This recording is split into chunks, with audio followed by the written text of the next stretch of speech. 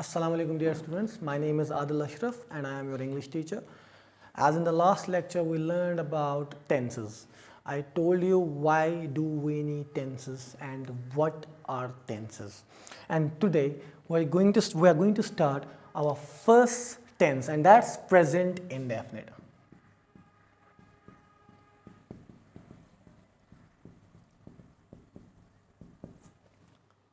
I can say this is my most favorite tense. If anyone in the world is able to learn present indefinite and is able to speak in present indefinite, he can communicate with anyone in the world. The most important is, I would say, I have seen many speakers. I have seen my uncle who is completely illiterate. He speaks in present indefinite. He speaks beautiful English, and mostly he speaks in present indefinite. Means he's able to communicate with the people. That's why I suggest my students, if they want to learn language, if they want to speak, because present indefinite has numerous uses, most uses than any other tense, and that's why I suggest my students to learn this by heart and use it as much as they can. It is like the first gear in the car. Once you get going, nobody can stop you. Once you get going with present indefinite, nobody can stop you from learning the other tenses, from learning other parts of English language. So present indefinite, it is the most important tense, and firstly I'll write its structures and I'll write its uses. Present indefinite structures, I would like to write them here.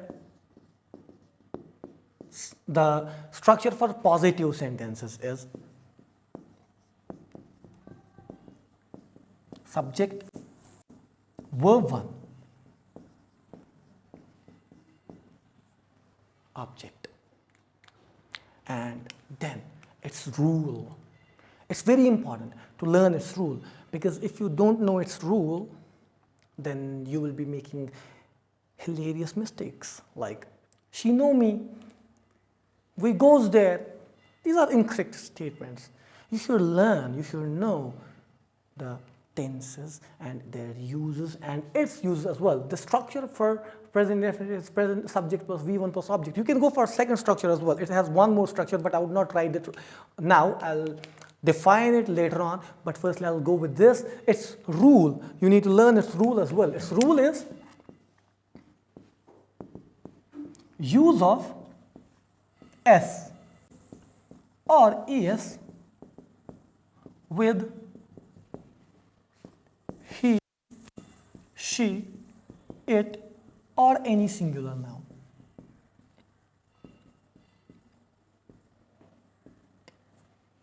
No use of S or es with I, we, you, they, or any plural noun.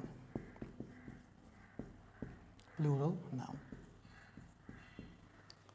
What is this? Rule. The rule will be only understood by its examples. It cannot be explained like this. You will be feeling like, if there is singular noun, so I have to add S, so boys. It will become plural. What is this use of S or es? This like, I teach English. We teach English. Teachers teach English. Now, if the subject is not I, we, teachers, they, if the subject is she teach English. Now the time has come to learn the rule. The rule was use of S or es with he, she, it. Means my subject is she. So I have to add S or es with it. How? I will add S or es with its verb. She teaches. She teaches English. This is how you can use this structure. And why do we need this structure? Let me just tell you. If we want to get a positive result, I have to add minus with the minus, plus with the plus. If I add minus with the plus, it will become minus, means it will become negative. That's why if my subject is singular, I have to add singular verb. But if the subject is plural, I have to follow with the plural verb. How? I'll teach you that very particular thing. It's very important because we have learned singular plural in our childhood, but I suppose we need to learn it again today.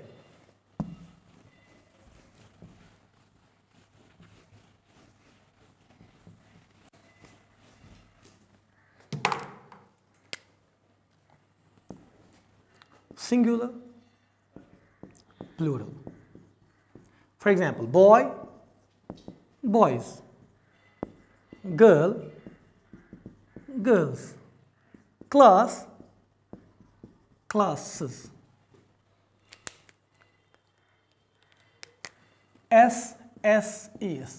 When we add S or es with a noun, it becomes plural. We know it because this is the only rule we have learned in our childhood by heart and we still know. But what about singular plural of verbs? For example, teach, go, do, come, eat.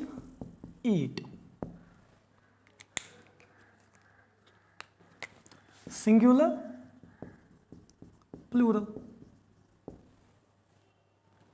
When I added s or es to a noun, it became plural. But when we add s or es to a verb, it becomes singular. Teaches, goes, does, comes, eats. Now, what was the sentence? We'll write that one more time. She teaches. She teaches what? What does she teach? She teaches English. Teaches. Teaches is singular, so is she. She is a singular pronoun. Singular personal pronoun. So when my subject is singular, my verb is singular as well.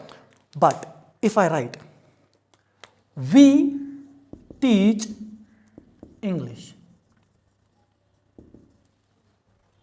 We is a plural subject and teach is a plural verb.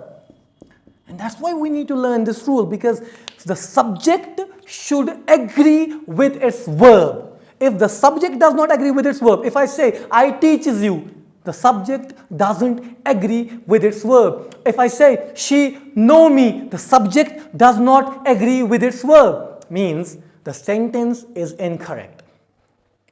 Or I can say the subject is miscellaneous, or we can also say subject is incomplete because no sentence is incomplete. Why? Why am I saying incomplete? Because it is giving its meaning. It is giving its meaning. But the meaning is miscellaneous because the use of verb is incorrect. Otherwise, what is the meaning of meaning of sentence? Sentence is a group of words which gives complete meaning. It is giving its meaning. But the verb used was miscellaneous. That's why we can call it a miscellaneous sentence rather an incorrect sentence. So this is the first structure of present indefinite. Then we will go to its other structures. But the rule will change. Its other structures.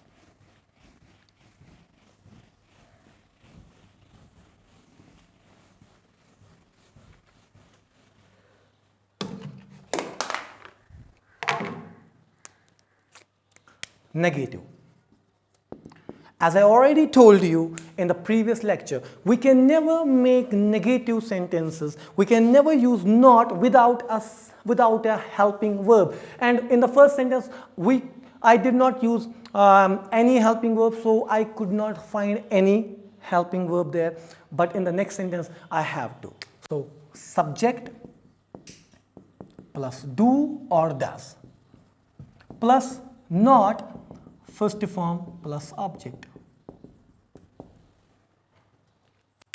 And then it's interrogative. What are interrogative sentences? Firstly, I would like to tell you something about what are interrogative sentences. Interrogative sentences are those sentences which ask questions. And questions are of two types. There are two types of questions. One is called confirmative question and other is called informative question. Confirmative question is that question where the speaker is seeking for an answer in yes or no. Do you know me? Yes, I know you. Do you know me? No. But informative question is that question where the speaker is asking for an explanation, like, how do you know me? Do you eat apples? This is a confirmative question. How do you eat an apple? So this is an informative question. So there are two types of questions. There are two types of interrogative sentences, and one is called confirmative and other one is called informative. Firstly, I'll write the structures of confirmative questions. Structure is do, does plus subject plus first form plus object. Then it's interrogative negative. Do, does plus not plus subject plus first form plus object. And then the final one is informative. That is also called WH. WH plus do or does plus subject plus first form plus object. What do you understand by WH? WH means what, when, where, how, who, which. These are called WH words, and that's why these are also called WH questions or WH sentences. And its structure is WH, do, does, subject, V1, object. And then its rule will change. Its rule will be I, we, you, they, plurals will follow with do, he, she, it, singulars will follow with does, and no further use of S or es.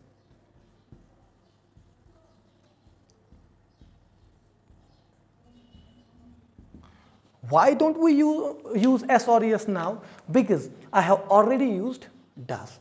If I again use S or es, then I am using double singular, like she knows me. She subject, singular subject, knows singular verb. She does not knows me. Look, does is already singular. Now I don't need to, and I should not use one more time a singular verb. That's why I'll not use S or es. She does not know me, because I have already used a singular helping verb.